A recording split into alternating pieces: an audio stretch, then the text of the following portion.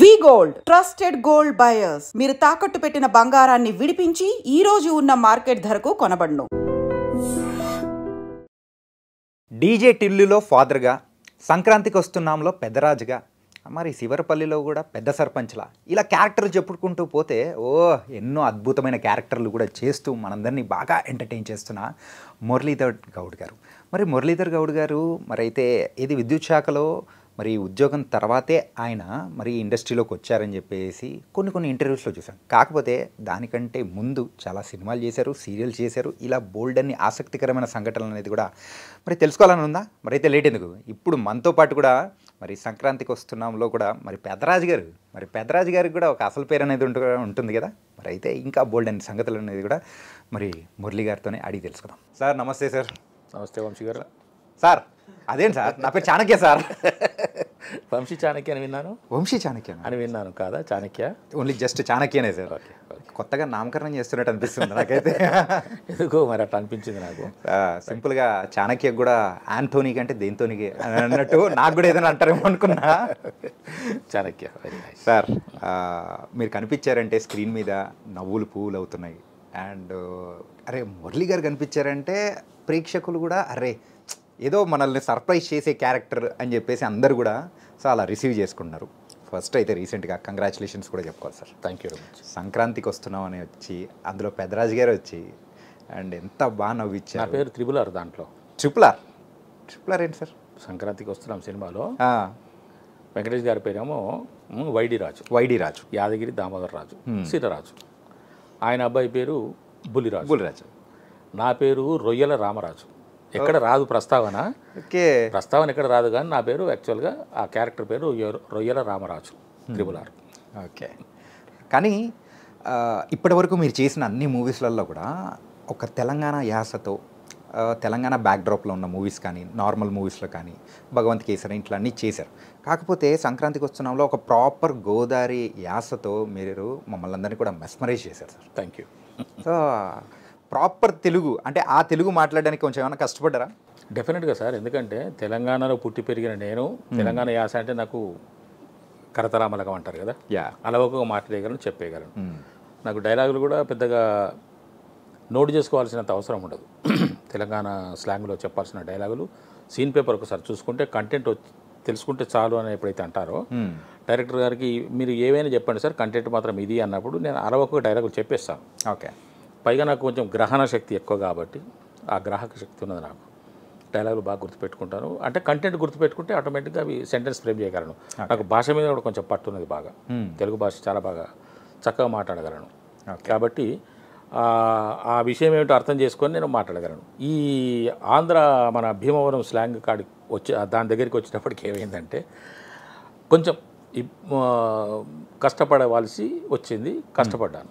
Okay. కష్టపడ్డాను అని అంటే మరీ కష్టమేం పడలేదు. భాష తెలుసు కాబట్టి కొంచెం యాస ఒక్కటే మారుతుంది తప్ప పదము అర్థం ఒకటే కదా. కాబట్టి నాకు పెద్ద కష్టమేం అనిపించలేదు. ఓకే. పెద్ద కష్టం అనిపించలేదు. భాష మీద పట్టుంది కాబట్టి ఆ యొక్క వస్తువు యొక్క అర్థం నాకు తెలుసు కాబట్టి దాన్ని మనం ఎలా పలుకుతున్నామో ఆ పక్క ఎలా పలుకుతారు, మనం ఏం చేయాలనేది ఒకటి తెలుసుకుంటే, పైగా నాకు ఒక మెంటర్ ఉన్నారు అక్కడ డబ్బింగ్ చెప్పే దగ్గర, పలికించారు. ఓకే. అండ్ ముగ్గురు రాజులు సో హ్యాపీగా సినిమాని మమ్మల్ని అందరినీ కూడా నవ్వుల పూల ఇలా చేశారు. ఒక సంక్రాంతికి వస్తున్నాం అనేటప్పటికీ అది కూడా ఈ సంక్రాంతి చాలా స్పెషల్ అయ్యేలా చేసేసారు. సినిమా తయారవుతున్నప్పుడే మాకు అర్థమైన విషయం ఏంటంటే సినిమా విజయవంతంగా ఆడుతుంది అని. ప్రేక్షకులు ఇంకా కొంచెం చేయి అందించేసి దాన్ని అద్భుతమైన విజయం కిందకి మార్చారు. చాలా సంతోషంగా ఉందండి.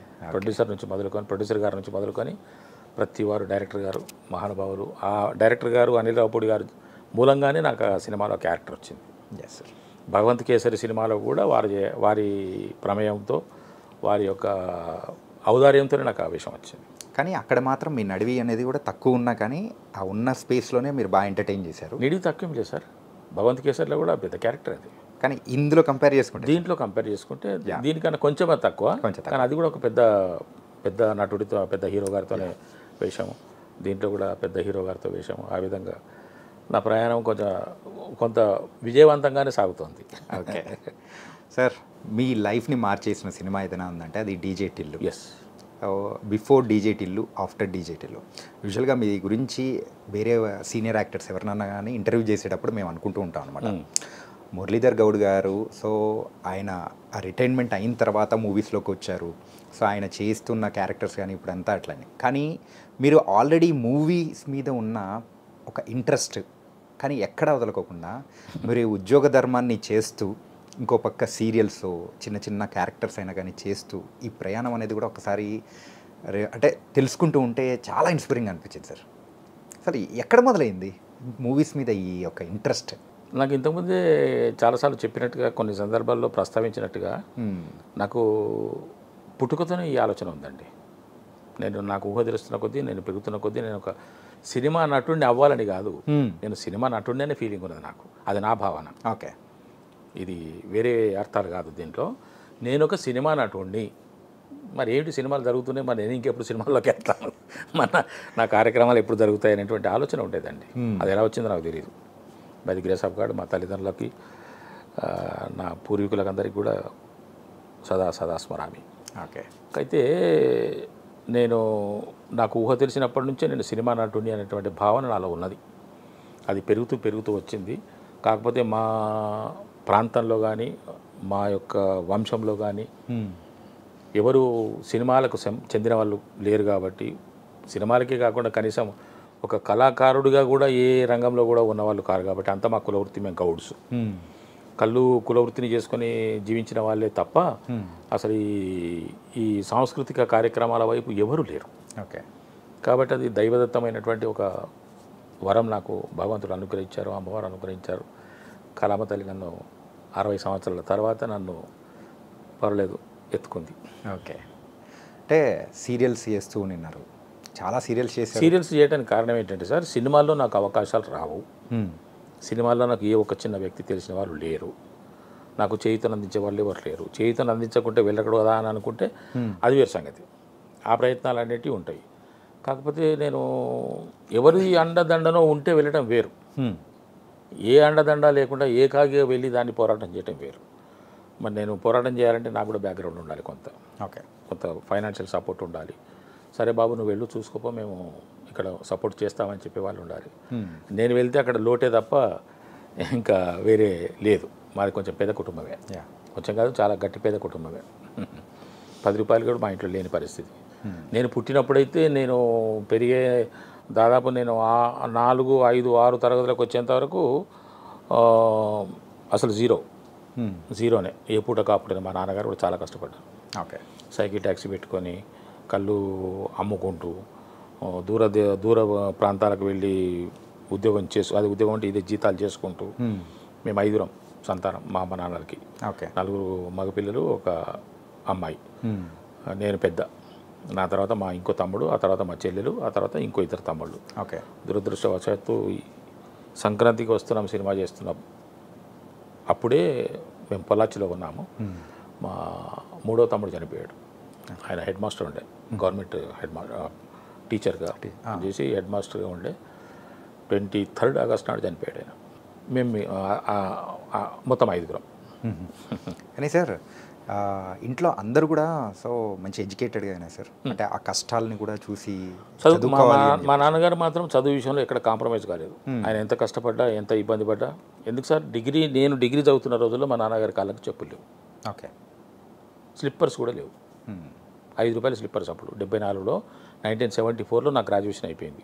72, 73, 74 సిద్దిపేటలో చదువుకున్నాను, గవర్నమెంట్ డిగ్రీ కాలేజ్ సిద్దిపేట. 1972, 73, 74లో నేను గ్రాడ్యుయేషన్ చేస్తున్నప్పుడు ఆయన కాళ్ళకి చెప్పులు లేవు. ఒకరోజు నేను ఆయన నాందేడ్లో పనిచేసేవారు. ఓకే. జీతం చేసేవారు. ఒకసారి నేను నాందేడ్ వెళ్తాను, బస్ టైం అయిపోతుంది అని అంటే సైకిల్ మీద నన్ను కూర్చోబెట్టుకొని డిగ్రీ చేస్తున్నప్పటికీ ఆయనే దొక్కాడు. సైకిల్ మీద నన్ను కూర్చోబెట్టుకుని ఆయనే దొక్కాడు. నేను దొక్కాలి. సైకిల్ మీద ఆయన కూర్చోబెట్టుకుని నేను దొక్కాలి. కూర్చోముందర అని చెప్పి నన్ను కూర్చోబెట్టుకొని సైకిల్. మరి ఆయన నేను చూడాలనే, ఆయన అవస్థని గమనించి నేను మంచి దారిలో ఉండాలనే కారణం తెలియదు. కాకపోతే నేను ఆయన గమనించాను. ఓకే. అలాగా మాది కొంచెం పేద కుటుంబమే. కాకపోతే మా నాన్నగారు ఎక్కడ కాంప్రమైజ్ కాలేదు. అందరికీ మంచి చదువులు ఇప్పించాడు. మా చనిపోయిన తమ్ముడు గ్రాడ్యుయేటు, మా 4th వన్ పోస్ట్ గ్రాడ్యుయేటు, నేను గ్రాడ్యుయేట్ని. మా రెండవ తమ్ముడు ఇంటర్మీడియట్ పాస్ అయ్యాడు. ఆయన బీఈడి కాలేజ్ ఒకటి పెట్టుకొని బాగానే రన్ చేశారు సంగారెడ్డిలో. మిలీనియం బీఈడి కాలేజ్ అని పెట్టారు, ఇప్పుడు లేదు. ఆయన మంచి వ్యాపారంలో ఉన్నారు. సార్, యూజువల్గా మీ లైఫ్లో సో ఎప్పుడైనా కానీ ఆ సినిమా మీద పిచ్ అనేది కూడా ఒకటి ఉన్నప్పుడు, సో ఉద్యోగం అనేది కూడా ఒక వ్యామోహం ఉన్నది, నాకు పిచ్చి లేదు. వ్యామోహం, ఓకే, కరెక్షన్. కోరిక ఉంది, నటుడు కోరిక ఉంది. పిచ్చి ఉన్నటువంటి నేను వచ్చేవాడిని, అన్నీ దులిపేసుకొని నేను పిచ్చి అని చెప్పేసి అని వచ్చి ఉండేవాడిని. నటుడిని కదా, నేను నటుడు అవుదామని చెప్పేసి అనుకోండి. నేను నటుడిని కాబట్టి, ఇది ఒకటి ఉందండి అండర్లైన్ చేసుకోవాల్సిన విషయం, నేను నటుడిని కాబట్టి నాకు తొందర ఏం లేదు, నేను ఎప్పటికైనా రాణించగలను. మనకు కావాల్సింది ఏంది, నటుడు కావటమే కదా. ఒక చిన్న పాత్ర ఇచ్చేసి చేస్తే అది నటనే, మనం నటుడే కాబట్టి తొందర ఏం లేదు. మనం ఎప్పుడైనా వెళ్ళొచ్చు, చేయొచ్చు. కాకపోతే ఇంకెప్పుడు వెళ్తామని ఒకటి లోపల కొంచెం బెరుకుంటేది. వెళ్ళిపోవాలి, తొందరగా వెళ్ళిపోవాలి. నాకు కాన్ఫిడెన్స్ అండి, 100% నాకు కాన్ఫిడెన్స్ ఉన్నది. నేను డెఫినెట్గా ఒక మంచి నటుడుగా అంటే ఇదంతా నా అభిప్రాయమే. ఇది దాన్ని ఏమంటే ఓవర్ కాన్ఫిడెన్స్ కూడా కాదు, డెఫినెట్లీ కాన్ఫిడెన్స్, నా ఆత్మవిశ్వాసం నాకు ఉన్నది, దాన్ని చెప్పుకోవచ్చు. నేను ఒక నటుడిని, డెఫినెట్గా నేను ఒక నటుడిగా రాణిస్తాను అనేటువంటి నమ్మకము, ఆత్మవిశ్వాసం నా లోపల ఉన్నది. కాబట్టి ఎప్పటికైనా నేను వెళ్తాను, సాధిస్తాను, తెర మీద నేను కనపడతాను అనేటువంటి నమ్మకము, ఒక భరోసా నాకు నేనే కలిగించుకున్నాను, అది నాకున్నది. సార్, ఈ సందర్భం వచ్చింది కాబట్టి ఒకటి అడుగుతా సార్. ఫస్ట్ టైం మీరు ఆ తెరపైన మిమ్మల్ని మీరు చూసుకున్నప్పుడు మీకు వచ్చిన ఆ ఒక ఎక్స్ప్రెషన్ కానీ లేకపోతే ఆ అనుభూతి ఏంటి సార్? అది మీరు నమ్ముతారో నమ్మరు, నాకు అది చాలా క్యాజువల్గా అనిపించింది. క్యాజువల్గా రియల్లీ అనిపించింది అంతే. ఇది ఏ మూవీ టైంలో అది అనిపించింది? ప్రకాష్ రాజ్ గారితో నేను. అయితే ఏమైంది సార్, ఈ కొంచెం బ్యాక్ వెళ్ళాల్సి వస్తుంది, ఇక్కడ దగ్గర రావాలంటే కొంచెం బ్యాక్ వెళ్ళాల్సి వస్తుంది. మొట్టమొదటిసారి నేను ముఖానికి రంగు వేసుకునేది 1967 ఆర్ 68లో. ఓకే, నేను 8th ఆర్ 9th క్లాస్లో ఉన్నప్పుడు, 8th క్లాస్ కాదు 9th క్లాస్లో ఉన్నప్పుడు, 67 9th క్లాస్లో ఉన్నప్పుడు గజ్వెల్లో, నేను చదువుకున్నది గజ్వెల్ జిల్లా పరిషత్ హై స్కూల్ గజ్వెల్లో చదువుకున్నాను. 8, 9, 10 అండ్ హెచ్ఎస్సి. మాది హెచ్ఎస్సి లాస్ట్ బ్యాచ్, తర్వాత నుంచి లేదు. 1969లో హెచ్ఎస్సి అంటే హయ్యర్ సెకండరీ సర్టిఫికెట్, అది 11th క్లాస్, 8, 9, 10, 11 హెచ్ఎస్సి. ఆ తర్వాత పియూసి, ఆ తర్వాత డిగ్రీ ఉండేది అప్పుడు. ఓకే, ఆ విధంగా హెచ్ఎస్సి మాది last batch, PUC last batch, ఆ తర్వాత డిగ్రీ. ఓకే, ఆ తర్వాత హెచ్ఎస్సి పియూసి రెండు తీసేసి ఇంటర్మీడియట్ పెట్టారు, రీప్లేస్ చేశారు. 10th క్లాస్ తర్వాత inter first year, second year, then degree. అప్పుడు మాకేముండే 10th HSC PUC and degree. అలాగే ఉన్న పరిస్థితుల్లో నేను గజ్వెల్లో 9th క్లాస్లో ఉన్నప్పుడు, అప్పుడు 1966లో లేక అంత క్రితమే, నాకు గుర్తులేదు, 62 to 66 మధ్యలో చైనా వార్ వచ్చింది సార్. ఇండియా చైనా వార్ వచ్చింది. ఆ వార్లో మనం గెలిచాం. ఆ వస్తువుని తీసుకొని మా స్కూల్ యానివర్సరీ ఉంటుంది ఒకటి, సెల్ఫ్ గవర్నమెంట్ డే అని ఒకటి ఏర్పాటు చేస్తుంది. మీకు ఐడియా ఉందో లేదో, అప్పుడు మా రోజుల్లో సంవత్సరానికి ఒకసారి సెల్ఫ్ గవర్నమెంట్ డే అని ఒక రోజు పెట్టేవారు. ఓకే, ఒకరోజు సెల్ఫ్ గవర్నమెంట్ డే అంటే ఆ రోజు ఆ స్కూల్ అంతా మేమే అధికారులము, మాదే ప్రభుత్వం. ఓకే, మా స్టూడెంట్ నుంచి ఒకతను హెడ్ మాస్టర్ లాగా, మా స్టూడెంట్స్లోంచే కొంతమంది టీచర్ల లాగా, మా స్టూడెంట్స్లోంచే ఒకతను ప్యూన్ లాగా, ఓకే, మా స్టూడెంట్స్లోంచే ఒకతను స్వీపర్ లాగా యాక్ట్ చేసేవాళ్ళు అనమాట. ఇప్పుడు మా తోటి స్టూడెంటే మాకు వచ్చేసి టీచర్గా యాక్ట్ చేస్తే మేము లేచి నిలబడి నమస్కారం సార్ అనడము, అతను అటెండెన్స్ తీసుకోవడం, ఏరా ఏమేమి చదువుకున్నారు, ఇవన్నీ సెల్ఫ్ గవర్నమెంట్ అనమాట. ఆ రోజు ఒకరోజు జరిగిన తర్వాత కొన్ని ఎస్ఏ రైటింగ్స్ పెట్టేసి, డ్రాయింగ్స్ పెట్టేసి, కల్చరల్ యాక్టివిటీస్ కూడా కండక్ట్ చేసేవాళ్ళు. ఆ విధంగా ఒకసారి కల్చరల్ యాక్టివిటీస్ కోసము మా చిలిమిల కృష్ణ గారని నాకు బాగా నన్ను తన కొడుకులాగా భావించి నన్ను బాగా తిట్టి కొట్టి నాకు బుద్ధి నేర్పినటువంటి టీచర్ ఆయన కొంచెం కల్చరల్ యాక్టివిటీస్ మీద బాగా ఇష్టం ఆయనకి. సొంతంగా ఏదో రాసుకునేవాడు, ఏదో ఆయన ఏలు పెట్టింది లేకుండా సంగీతం అని పాట. కల్చరల్ యాక్టివిటీస్ అనేటప్పటికి ఒక టీచర్ మంచిగా యాక్టివేట్ అవుతారు అందులో, ఆ విధంగా ఉండేవాడు. ఆయన ఒక ఇద్దరిని తయారు చేసేసి, ఒకడు చైనా సోల్జర్, ఒకరు ఇండియా సోల్జర్ అని చెప్పేసి ఇద్దరి మధ్యన ఒక ఒక ఒక కాన్సెప్ట్ పెట్టుకొని ఏదో చేస్తున్నాడు ఆయన, ప్రాక్టీస్ రిహార్సల్ చేయిస్తున్నాడు. నన్ను ఎప్పటికీ ఆయన వెంట పెట్టుకునే ఉండేవాడు ఆయన, అస్సలు నన్ను వదిలేవాడు కాదు.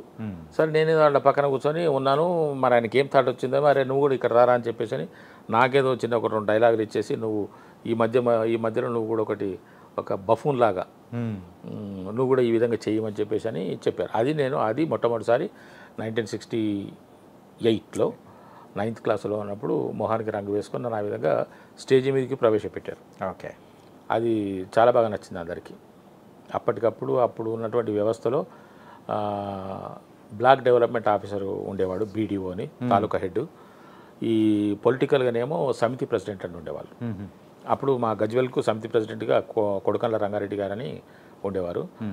ఆయన ఇమ్మీడియట్గా స్టేజ్ మీదకి వచ్చేసి నన్ను బాగా అప్రిషియేట్ చేసి భుజం తట్టి జేబులో నుంచి తీసి ఒక 10 రూపాయలు ఇచ్చారు. చాలా గొప్ప విషయం, చాలా గొప్ప విషయం. నేను మొట్టమొదటిసారి రంగప్రవేశం చేసి అభినందనలు పొంది పారితోషికం తీసుకున్నటువంటి సందర్భం.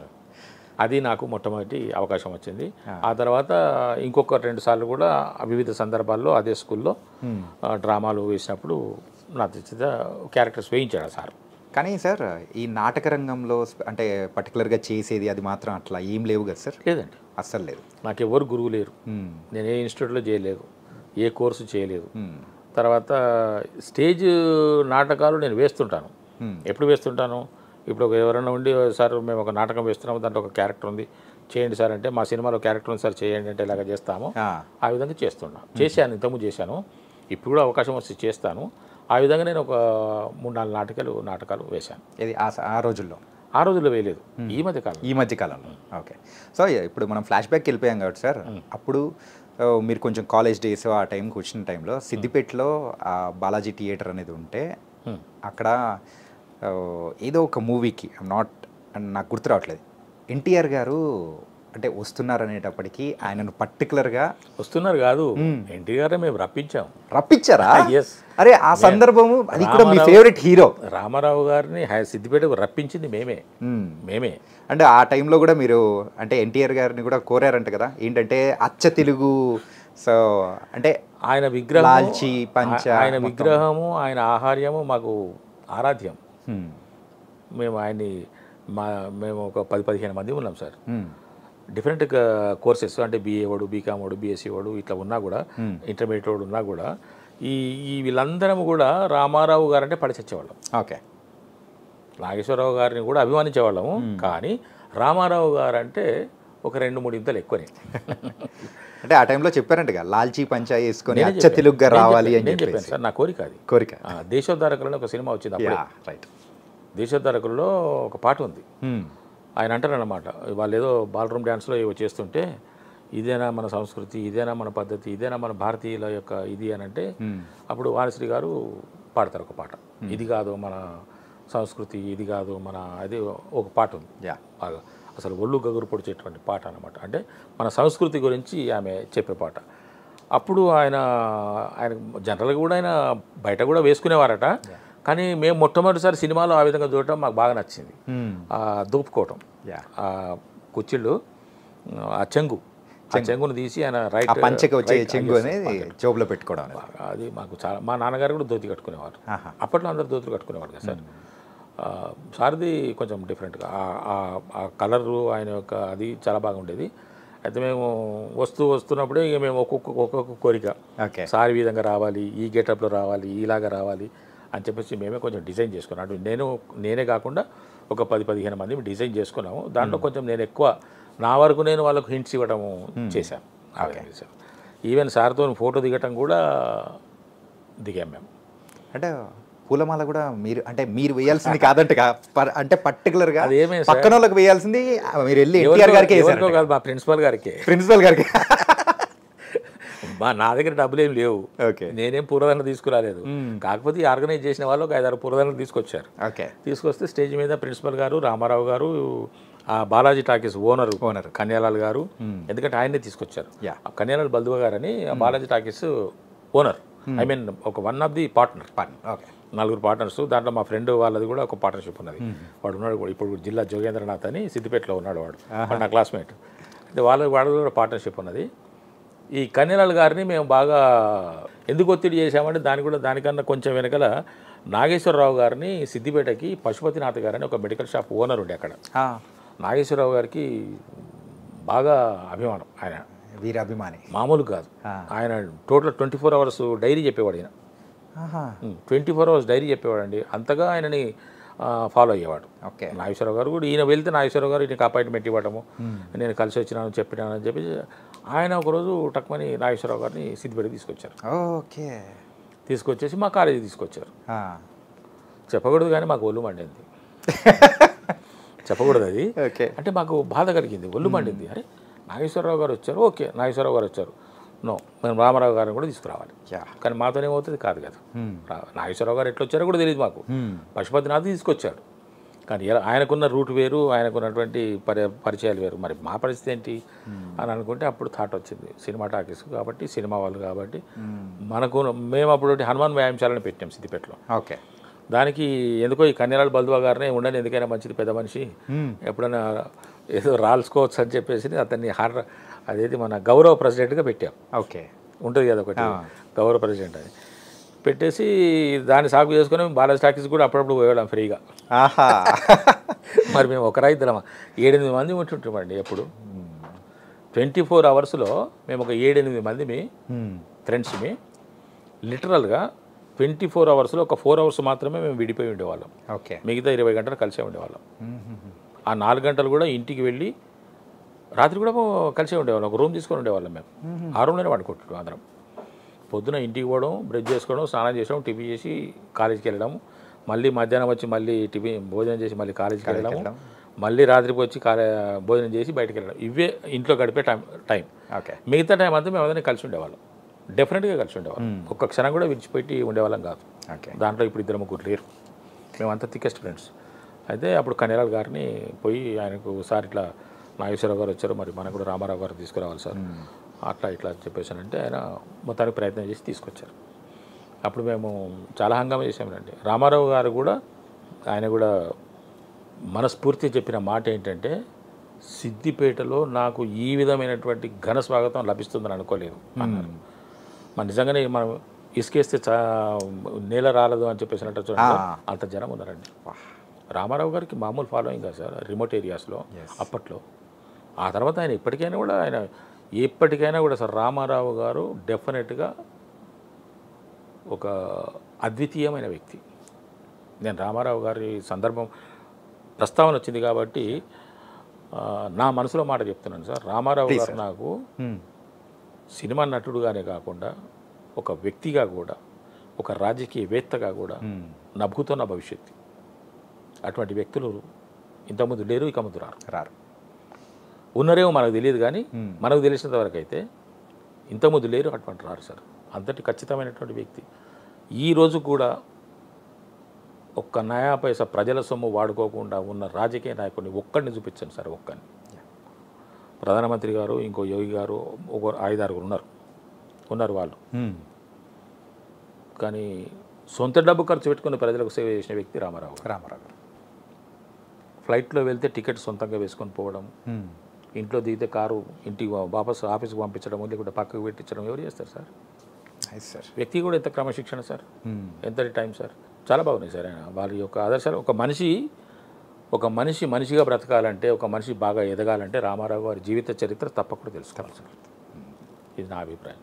కానీ ఇంకొక విషయం సార్, చాణక్య గారు చెప్పండి సార్. నేను ఏది మాట్లాడినా కూడా నేను ఒక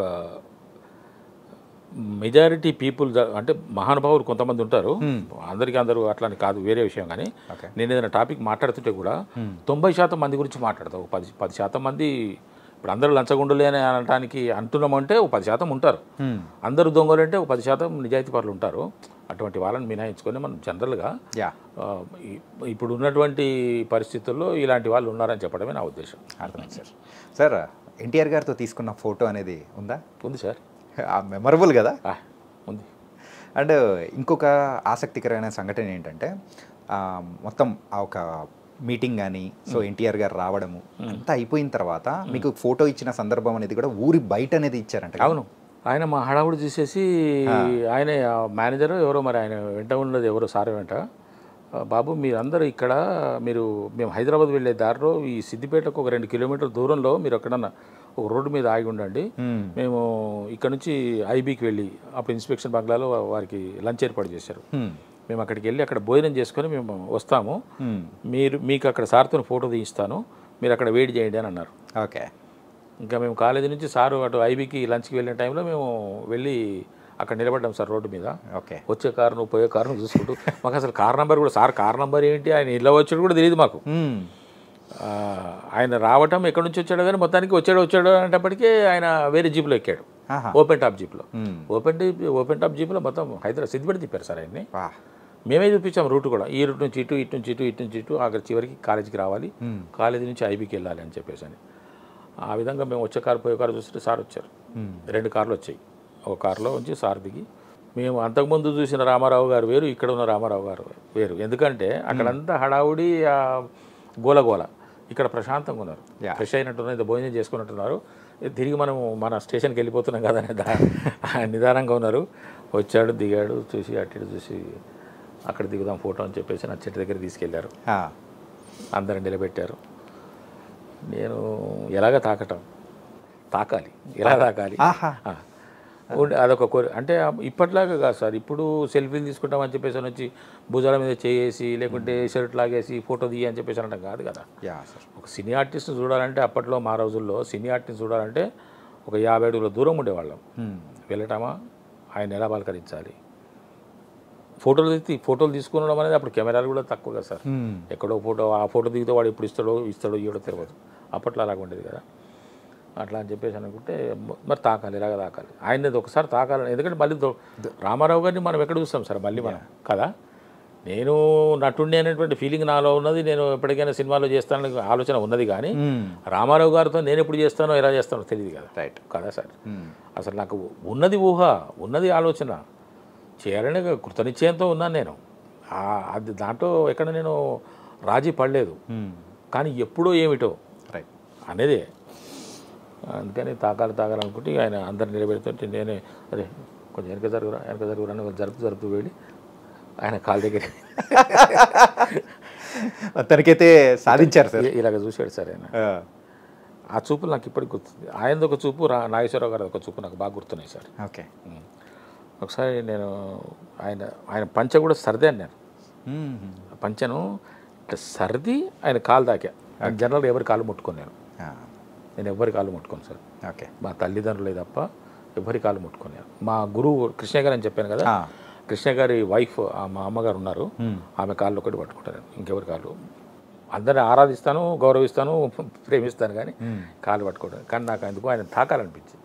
ఓకే. చూశారు సార్ ఆయన ఒకసారి, నేను ఎలా లేస్తుంటే అలాగా నన్ను చూశాడు ఆయన.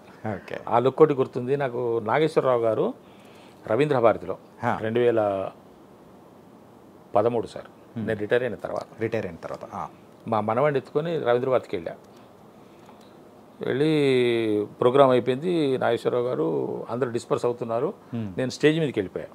అందరూ వెళ్ళిపోతున్నారు, ఆడియన్స్ కూడా వెళ్ళిపోతున్నారు, సార్ కూడా ఇక వచ్చేటానికి ఉన్నారు. నేను నా మనవాడిని ఎత్తుకొని, వాడు అప్పుడు 4 years, వాడు 2009లో పుట్టాడు. వాడిని ఎత్తుకొని తీసుకెళ్ళి ఆయన అటు చూస్తున్నాడు. వీడిని ముద్దు పెట్టుకో సార్ అని చెప్పేసి ఇట్లా ముద్దు తీసా. ఆయన ఇటు టర్న్ అవుతున్నాడు, వీడు ముద్దు ఇచ్చాడు సార్, ముద్దు పెట్టుకున్నాడు. ఓకే. అసలు వీడిని చూడని కూడా చూడలేదు సార్. ఆయన తిరుగుతూనే ఉన్నాడు, ఆయనకు కిస్ వచ్చింది ఇక్కడికి. ఓ స్వీట్ కిస్ అని చూశాడు సార్. ఓకే. చూసి నాకు ఇప్పుడు గుర్తుంది, స్వీట్ కిస్ అని ఇట్లా చూసి నన్ను చూశాడు ఒక్కసారి. ఏం చేస్తుంటారు మీరు అని అడిగాడు సార్. 2013లో సార్. 2013. ఓకే. ఏం చేస్తుంటారు మీరు అన్నారు. అప్పటికి రిటైర్ అయ్యాను, 1 year అయింది, 1 year బ్యాక్ రిటైర్ అయ్యాను. ఎలక్ట్రిసిటీ బోర్డులో పనిచేస్తాను సార్ అన్నాడు. ఇట్లా చూశాడు ఆయన. అంటే ఎలక్ట్రిసిటీ బోర్డులో పనిచేస్తావా, సినిమాలో పనిచేస్తావా అనేటువంటి లుక్ కనిపించింది సార్ నాకు. అట్ట ఆ లుక్ నాకు ఇప్పుడు గుర్తుంది. వా. సో మొత్తానికైతే ఆయన ఎందుకు పసిగట్టాడు అనిపించింది సార్ నాకు.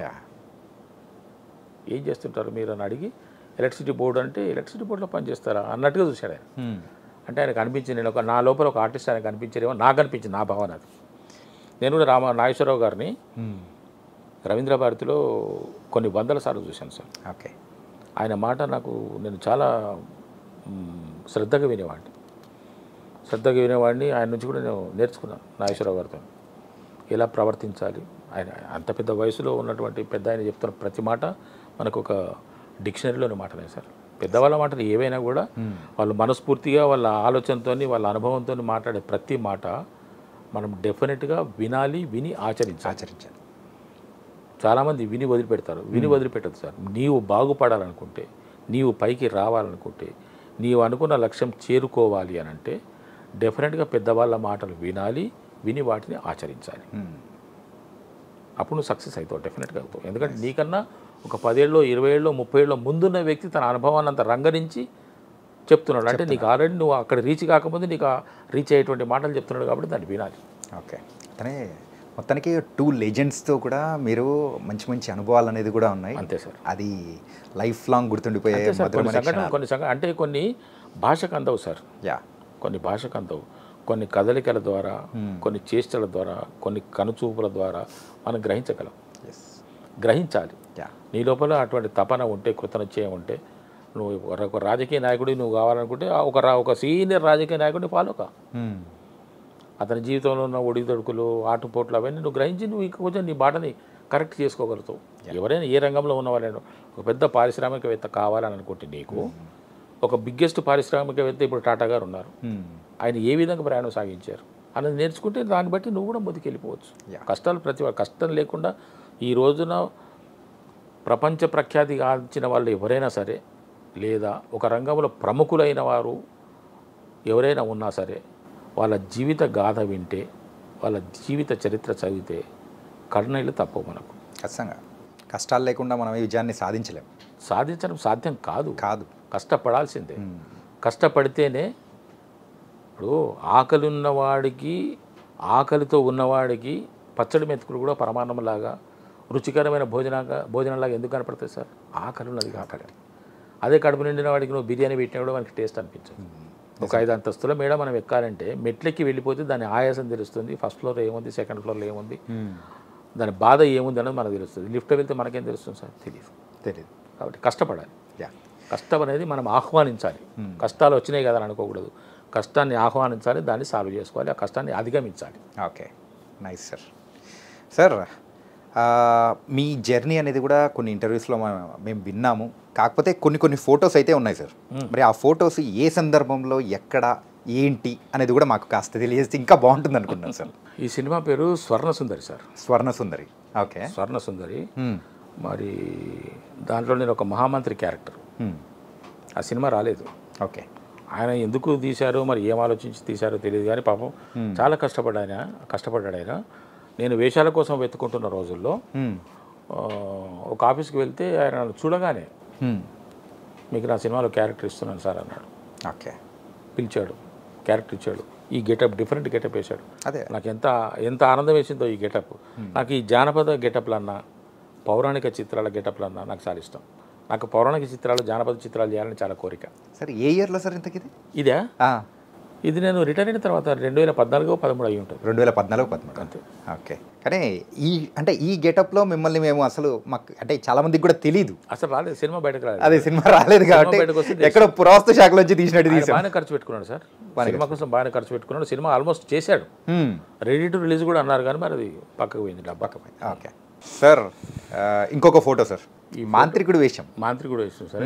ఇది ఒక సీరియల్లో యాక్చువల్గా వీళ్ళు నన్ను ఒక క్యారెక్టర్ కోసం పిలిచారు సార్. ఓకే, క్యారెక్టర్ కోసం పిలిచారు. ఆ క్యారెక్టర్ చేశాను.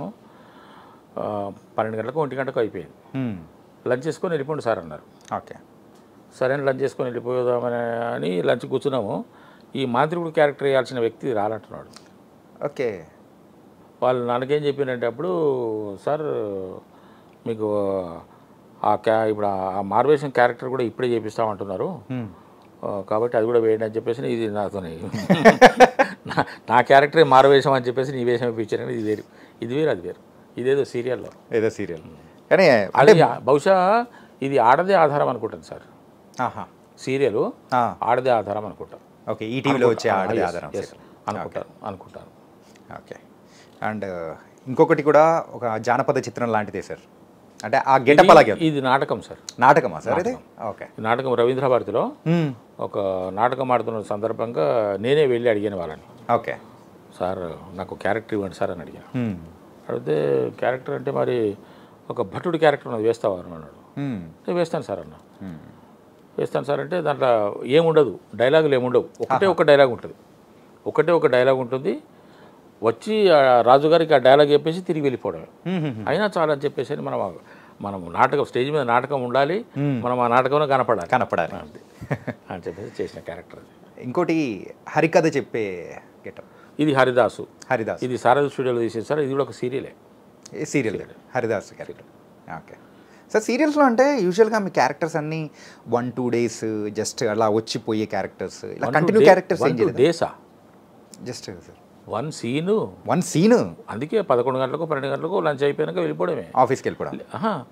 ఆఫీస్కి వెళ్ళిపోవడం, లేకుంటే ఇంటికి వెళ్ళిపోవడం అంతే. మరి only one scene sir, only one scene, one dialogue. ఒక డాక్టర్ ఉన్నాడు, అప్పటికే మన పేషెంట్ పడుకొని పెట్టి ఉంటారు. ఓపెన్ అయ్యేటప్పటికి మనం ఆల్రెడీ స్టెథోస్కోప్ చూసి ఉంటాము, ఏం పర్లేదు బాగానే ఉన్నాడు, నేను మందు రాసిస్తా, తెప్పించుకొని వాడండి, మళ్ళీ వస్తా, అంతే, క్లోజ్. కానీ సార్ మీరు ఒక పక్క ఉద్యోగం చేస్తూ కూడా ఈ చిన్న చిన్న క్యారెక్టర్స్ని కూడా అస్సలు వదలకూడదు అని చెప్పేసి, నేను ఇప్పటికీ ఏ వేషం వదలను సార్, ఇప్పటికీ ఏ వేషం వదలను నేను. ఈ చిన్నదైనా పెద్దదైనా వదలను. ఓకే, వదలను. ఒకసారి వచ్చి అప్రోచ్ అయ్యారంటే వదలను సార్. ఒకవేళ డేట్స్ క్లాష్ అయ్యాయంటే అప్పుడు ఎట్లా చేస్తారు సార్? డేట్స్ క్లాష్ అయినాయంటే దానికి మనం ఏం చేయలేము కదా సార్, మనం ఏం చేయలేము. రిక్వెస్ట్ చేస్తాను, కొత్తగా వచ్చిన వాళ్ళని రిక్వెస్ట్. ఆల్రెడీ నాకు ఆ సినిమా ఉంది సార్, మరి నాకైతే కుదరదు ఆ రోజు, కాబట్టి మనం ఇంకేదైనా వేరే అనుకుందామా అనుకుంటే ఇక వాళ్ళు మాట్లాడుకుంటారు. లేకపోతే మనకు 1 గంట పర్మిషనో 2 గంటల పర్మిషనో, లేకుంటే ఇంకెవరైనా మార్చుకోవడం జరుగుతుంది. అంత పెద్ద క్లాష్, నాకు డేట్లు క్లాష్ అయ్యేంతగా ఏమీ ఉండవు. ఇప్పుడు ఉన్నాయి కదా సార్? ఇప్పుడు కూడా మేనేజ్ అవుతుంది సార్, మేనేజ్ అవుతుంది, ఇబ్బంది లేదు. నేను ఇంకొక విషయం, మీకు ముఖ్యమైన విషయం చెప్పాలి. నేను వచ్చిన అవకాశం ఏది వదలను అని అన్నాను కదా, వదలను అని అంటే దాంట్లో నా యొక్క ఈక్వేషన్స్ వేరున్నాయి సార్. నేను అందరిలాగా ఆలోచించాను సార్. ఓకే, నేను ఈ విషయం మీకు కొంచెం ముందుగా కూడా చెప్తున్నా. నేను కొంచెం డిఫరెంట్గానే ఆలోచిస్తాను. నా ధోరణి కొంచెం తేడాగా ఉంటుంది. తేడా ఐ మీన్ కొంచెం వేరేగా ఆలోచిస్తాను నేను, వేరేగా ఆలోచిస్తాను. ఏ అవకాశం వచ్చినా వదలను అనే టాపిక్ వచ్చింది కాబట్టి ముందు దాన్ని ప్రస్తావిస్తాను. ఓకే, ఆ తర్వాత దాని ఎక్స్టెన్షన్ ఏదైనా ఉంటే మళ్ళీ నేను దాని గురించి మీకు వివరించి చెప్తాను. నేను ఏం చెప్పినా చాలా వివరించి చెప్తాను సార్, టైం ఎక్కువ తీసుకుంటాను. ఓకే సార్, ఇప్పుడు ఒక క్యారెక్టర్ కోసము ఒక సినిమాలో నటించాలని చెప్పేసి అని వందలాది మంది కృష్ణానగర్లో, ఇంద్రానగర్లో, హైదరాబాద్లోని పలు ప్రాంతాల్లో ఉంటున్నారు. ఆడవాళ్ళు అయితే భర్తలను వదిలిపెట్టేసో, భార్య పిల్లలను వదిలిపెట్టేసో, వాళ్ళ యొక్క ఒక బలీయమైనటువంటి కోరిక నెరవేర్చుకోవడానికి కష్టపడి, అంటే వాళ్ళు అక్కడ ఉంచేసి వాళ్ళు ఇక్కడికి వచ్చి కష్టపడి, మగవాళ్ళైతే భార్యల్ని పిల్లల్ని అక్కడ అప్పగించేసి వచ్చి మళ్ళీ వెళ్తూ రావడం, భార్యలు కూడా ఆ విధంగా వెళ్తూ రావడం. ఇక్కడ అన్ని కష్టాలు పడుతూ ఒక వేషం కోసం తప్పిస్తున్నటువంటి పరిస్థితుల్లో ఓ 100 మంది ఉన్నారు పోటీలో, 10 మంది ఫోటోలకి వాళ్ళ దృష్టికి వెళ్తాయి. ఒక క్యారెక్టర్ ఉన్నది, ఒక డాక్టర్ క్యారెక్టర్, ఒక లేడీ డాక్టర్, ఒక జెంట్ డాక్టర్ కావాలి అంటే ఆ ఆడళ్ళ ఫోటోల్లోంచి మగవాళ్ళ ఫోటోలు 100 ఫోటోలు ఉంటాయి సార్ బాక్సుల్లో, ఆఫీసుల్లో, ఫోన్ నెంబర్లతో సహా, ప్లేస్తో సహా. ఒక 10 ఫోటోలు వాళ్ళ చేతికి వస్తాయి. ఆ 10 ఫోటోల నుంచి జారిపోయి 3 ఫోటోలకు 4 ఫోటోలకు వస్తాయి. ఆ తర్వాత ఒక్క ఫోటో మిగులుతుంది, ఇదొక ఫోటో, అదొక ఫోటో. అప్పుడు కాల్ వస్తుంది. అంటే ఎంత ఫిల్టర్ అయితే ఈ క్యారెక్టర్ మన చేతికి వచ్చింది సార్, చేతికంటే మన దాకా వచ్చింది. కాబట్టి దాన్ని నేను ఎట్టి పరిస్థితుల్లో రిజెక్ట్ చేసుకోను. నాకు కాల్ వచ్చిందంటే రిజెక్ట్ చేసుకోను. నా పొరపాటు మాత్రం ఉండదు రిజెక్ట్ చేసుకోవడంలో. అది పోయింది, మన చేయి దాటిపోయింది అని అంటే అది అనుకోకుండా వేరే వాళ్ళు వాళ్ళ దృష్టికి రావడం వల్ల పోవడమో, లేకుంటే ఇంకేదైనా సందర్భమో దాంట్లో పూర్తి తేడా జరిగిపోయి పోవడమో తప్ప నేనైతే అమికేబుల్గా ఉంటాను. ఆ యొక్క క్యారెక్టర్కి నేను గౌరవిస్తాను, ఆ పని నేను గౌరవిస్తాను. కాబట్టి మిగతా మంచి చెడ్డలు వాళ్ళు చూసుకోవాలి. ఇప్పుడు నేనున్నాను, ఈ క్యారెక్టర్ నేను చేయకూడదని మీరు అంటారు. చాణక్య ఎందుకు సార్ మీరు ఆ క్యారెక్టర్ చేశారని మీరు అంటారు. చెయ్యాలి, ఎందుకంటే ఆ క్యారెక్టర్ నాకు వచ్చింది, నా పేరు రాదు మీద రాసి పెట్టింది, కాబట్టి దాన్ని నేను యాక్సెప్ట్ చేసుకోవాలి అనే ఆలోచనతోనే ఉంటాను. మొన్న ఒక నాకు మొట్టమొదటిసారి ఒక అతను, మరి అతను నంబర్ ఎట్లయితే పట్టుకున్నాడు కానీ ఒక మెసేజ్, వాయిస్ మెసేజ్ పెట్టాడు. ఓకే సార్, ఒక లింక్ పెట్టాడు, లింక్ పెట్టి కింద వాయిస్ మెసేజ్ పెట్టాడు. సార్, మీకు ఇప్పుడు ఒక స్ట్రాటజీ ఉంది, మీకు ఒక గుర్తింపు ఉంది, ఇలాంటి పాత్రలు వేసి మాలాంటి వాళ్ళని బాధ పెట్టొద్దు అని అన్నాడు. నేను ఒక క్షణం ఆలోచించా. అంటే నా బాగోగుల గురించి, నా యొక్క మంచి చెడ్డల గురించి, నా యొక్క స్థితిగతుల గురించి ఒక వ్యక్తి ఆలోచిస్తున్నాడా, అది తట్టుకోలేక నాకు మెసేజ్ పెట్టాడా అనుకొని అది లింక్ ఓపెన్ చేశా. లింక్ ఓపెన్ కాలేదు. లింక్ ఈజ్ నాట్ ఓపెనింగ్ అని పెట్టా. మరి ఏమైందేమో ఇప్పుడు చూడండి అని మళ్ళీ పెట్టాడు. ఓపెన్ చేసి చూసాను. ఓపెన్ చేసి చూసి దాంట్లో ఒక క్యారెక్టర్ ఇంకో క్యారెక్టర్తో ఏదో మాట్లాడుతున్నది. మీరు చేసిన మూవీ? నేను చేసిన మూవీ. ఓకే.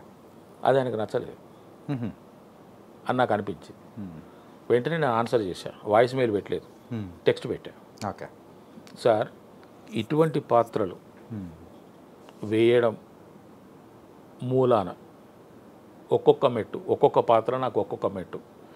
ఆ పాత్రలు వేయడం ద్వారా ఆ మెట్లు ఎక్కడం ద్వారానే మీరు అనుకున్నటువంటి ఇప్పుడు స్ట్రాటజీ ఏదో స్టేజ్ అని మీరు అన్నారు కదా, ఇప్పుడు ఈ విధంగా ఉన్నాను సార్.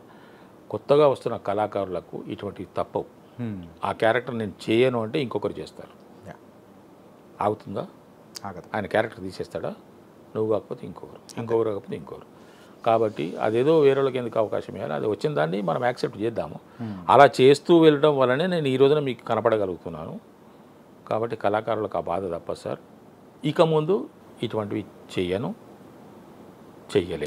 అని కూడా చెప్పాను. ఓకే. చెప్పి మీ యొక్క పరిశీలనకు నా యొక్క ధన్యవాదాలను కూడా పెట్టాను. ఇక ఆ తర్వాత మళ్ళీ నేను ఆయన క్వశ్చన్ చేయట్లేదు, నేను ఆన్సర్ చేయట్లేదు. అంటే ఈ విధంగా కొన్ని క్యారెక్టర్స్ తప్పవు సార్. అవును సార్. నాకు నచ్చకపోయినా నచ్చినా నాకు వచ్చిన అవకాశాన్ని నేను మిస్ చేసుకో.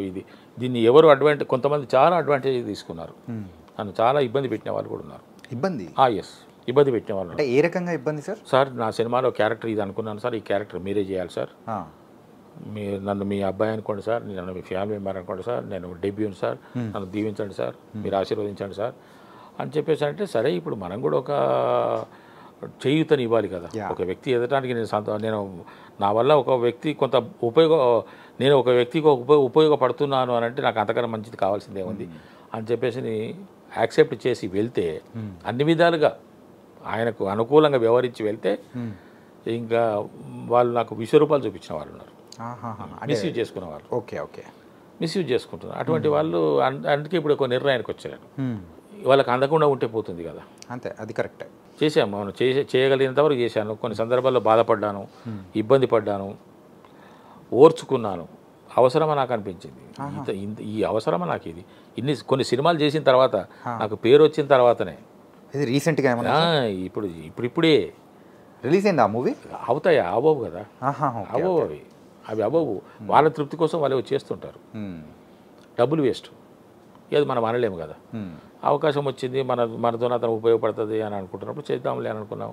మనం ఎంతో అడిగినాం, వాళ్ళు కొంత ఇస్తామన్నారు, సరే చేసి వెళ్ళిపోదాం పదా అని చెప్పేసి మనము ఒక సహృదయతతోని మంచి ఆలోచనతో మనం వెళ్తే వాళ్ళు దాన్ని వేరే విధంగా అడ్వర్టైజ్ తీసుకొని డబ్బులు ఇచ్చడం చేస్తారు కదా, చేయాల్సిందే అనే మాట మాట్లాడుకురావటం. క్యారెక్టర్ అంత పెద్దగా ఉండదు. ఆ సినిమా బయటకు రాదని మనకు తెలిసిపోతుంది మనకు. అది కానీ ఎవరి తృప్తి వాళ్ళకు ఉండాలని చేస్తుంటాం. ఓకే సార్, ఇంకో ఫోటో ఉంది సార్. అంటే మనం ఫ్లాష్ బ్యాక్లలో కొన్ని మాట్లాడుకున్నాం కాబట్టి ఆ లింక్లో ఉన్న ఒక ఫోటోనే. ఇది ఏ సందర్భంలో, అందులో మీరు ఎక్కడ కన్ఫ్యూజన్ మధ్యలో ఉండేది మాత్రం అర్థమవుతుంది. మీకేమనిపిస్తుంది సార్?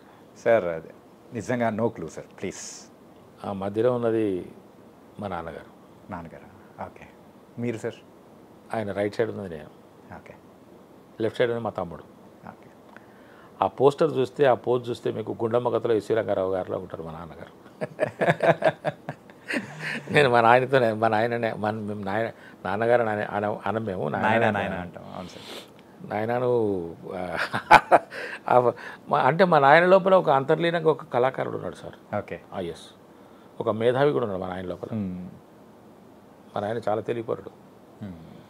తెలివిపరుడు, ఒక కళాకారుడు, మంచి చమత్కారి కూడా మా నాయన.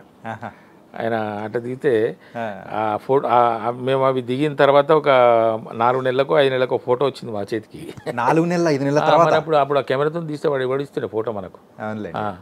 దాన్ని కడగాలి అని డార్క్ రూమ్లో పెట్టి వాడు చేసి, ఆ తర్వాత ఆ రీలు దాన్ని ఏమంటారు, ఆ రీల్ నిండినాకనే వాడు కడగాలి దాన్ని. ఆ రీల్లో 36 ఫోటోలు ఉంటుండే. 36 ఫోటోలు వాడికి ఎన్ని నిండాలి. ఇట్లా ఉంటుండే పరిస్థితి. అది మన ఆయన గుండమ్మ కథ సినిమా చూశారు కదా? చూశాను సార్. ఫేవరెట్. రామారావు గారు, నాగేశ్వరరావు గారు జేబుల్లో చేతులు పెట్టుకొని ఉంటే ఐశ్వర్యంగారావు గారు భుజం ఇచ్చేస్తారు చూడండి. అలాగే మాకు అనిపించేది. నేను అన్నా, నాయన నువ్వు ఎస్వి రంగారావు అనుకుంటున్నావు అని కూడా నేను అన్నా. ఎప్పుడు సార్ ఇది ఏజ్లో ఉన్నారు మీరు? అది నేను అంటే అది నాకు గుర్తుంది, అది 1978 అది మా తమ్ముడి పెళ్ళి. ఓకే ఓకే, తమ్ముడి పెళ్లి టైంలో. మా తమ్ముడి పెళ్ళి 1978లో మా తమ్ముడి పెళ్ళి అయింది. Nice sir. అలాగే ఇది కూడా దర్శకరత్న దాసరి నారాయణరావు గారికి నేను నా డిగ్రీ కంప్లీట్ అయిన తర్వాత నా లోపల ఒక ఆర్టిస్ట్ కావాలనే కోరిక ఉన్నది కదా, నేను నటుడిని అనేటువంటి ఆలోచన ఉన్నది కదా, మరి మనకు ఎవరు లేరు కదా.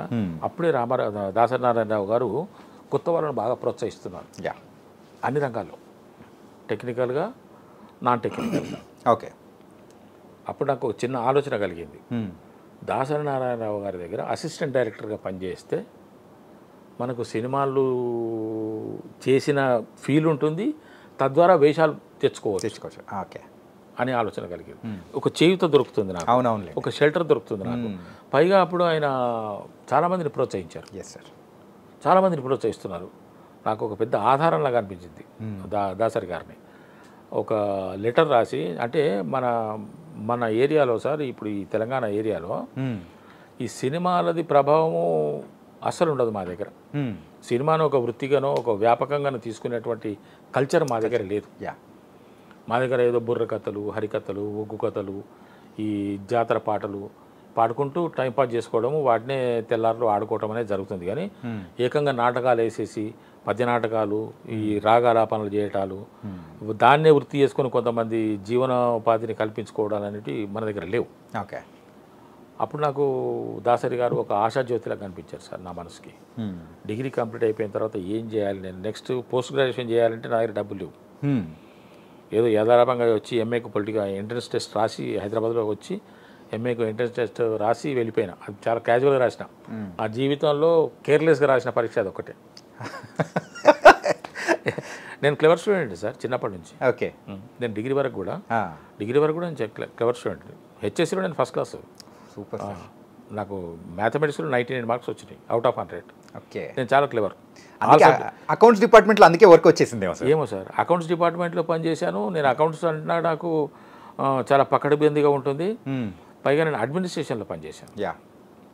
అంటే కొన్ని మీరు పలానా క్యారెక్టర్కు భలే సూట్ అవుతారు సార్ అని చెప్పేసినట్లయితే అనుకుంటాము మనము. ఇప్పుడు మీరు నన్ను ఒక ఇన్స్పెక్టర్ క్యారెక్టర్కు నాకు ఒక కాకి డ్రెస్ వేయండి, నేను ఇప్పుడు బయటకు వెళ్తే అందరూ పోలీస్ ఆఫీసర్ అనుకుంటారు. ఓకే. ఒక డాక్టర్ గెటప్ వేయండి, ఒక ఏసీ ఒక వైట్ కోట్ వేసుకొని వేసాను, బయటకు పోతే నేను డాక్టర్ సాబ్ పోతున్నాడు అని అనుకుంటారు. కానీ సీరియల్స్లో కూడా ఒకటి పోలీస్ వేషం ఏదో వేశారు కదా. ఏది దొరికితే అది చేయడమే. పోలీస్ అనుకోండి, సర్పంచ్ అనుకోండి, అడ్వకేట్ అనుకోండి, జడ్జి అనుకోండి, డాక్టర్ అనుకోండి, పొలిటీషియన్ అనుకోండి, క్యారెక్టర్ వచ్చింది అంటే నేను వదిలేది లేనే లేదు. ఓకే. చెయ్యంది లేనే లేదు. మరి ఆ టైంలలో ఈ క్యారెక్టర్స్ చేసినందుకు రెమ్యునరేషన్లు కానీ ఏమైనా తీసుకునేవాళ్ళు? ఇచ్చారు కదా, 500 ఇచ్చేవాళ్ళు. 500 ఇచ్చారు. ఓకే. నాది ఫస్ట్ పారితోషికం 500. ఓకే. 500 చూసిన 500 అంటే గుర్తొచ్చింది సార్.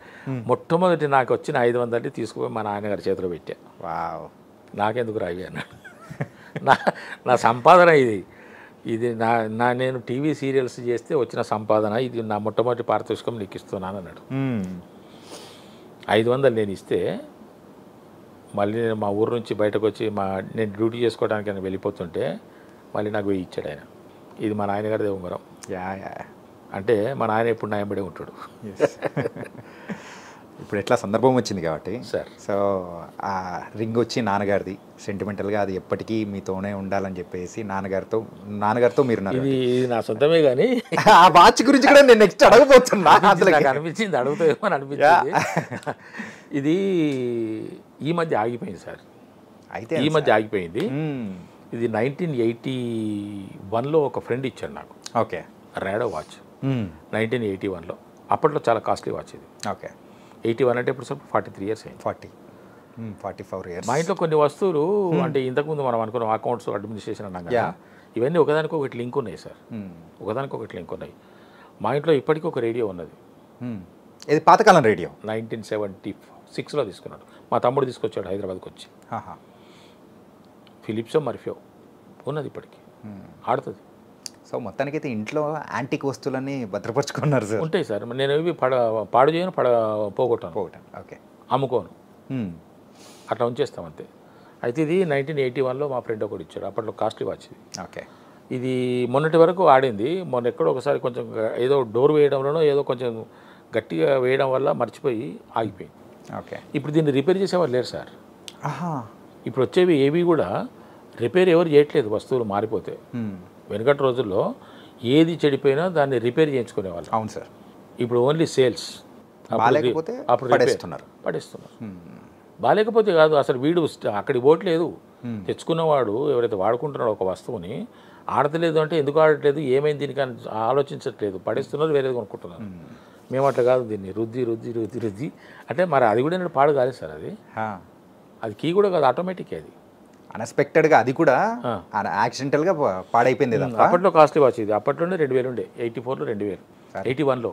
ఇప్పుడు రాడో వాచ్ కొనుక్కోవాలంటే 10 లక్షలు, 5 లక్షలు. 81లో 2000. అప్పుడు మరి ఈ మోడలే ఉండే. ఇది దీని రాడో, ఇది దీనికి ఇంకోటి ఏదో అంటారు, దీన్ని ఏదో ఉన్నది, రాడో స్విట్జర్లాండ్. రాడో స్విట్జర్లాండ్ చాలా రేర్ వాచ్ ఇది. అట్లా